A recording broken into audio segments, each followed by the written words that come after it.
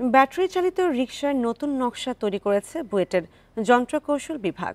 উদ্ভাবকদের দাবি, নতুন নকশাটি সাধারণ রিকশার চেয়ে অনেক নিরাপদ।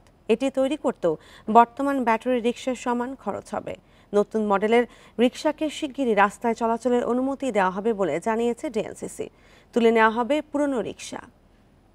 বান্ডেল থাকলে প্রতি সেনমানিতে টাকা বাঁচবে। বিকাশ সেনমানি বান্ডেল কিনে জিতুন প্রতি লেনদেনে।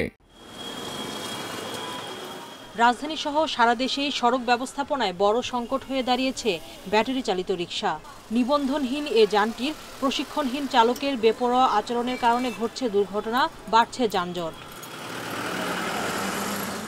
বিভিন্ন সময় ব্যাটারি রিকশার বিকল্প নানা উদ্যোগের প্রস্তাব দেয়া হলেও তা বাস্তবায়ন হয়নি।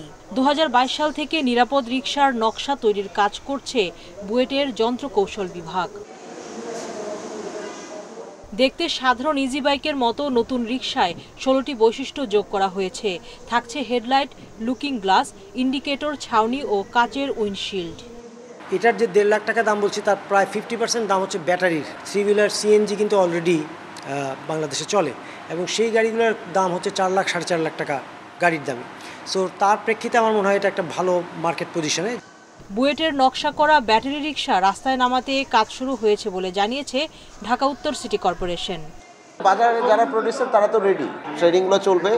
তারপরে যারা ট্রেনিং নেন তারা আমাদেরকে অ্যাপ্লাই করবেন বাহনের জন্য। ট্রেনিং সার্টিফিকেট দেখে আমরা বাহন কিনবেন, আমরা তখন করে দেবো কোন জায়গায় চালানো যাবে সেই কোটা ধরে, সেই অবস্থা ধরে আমরা দেব।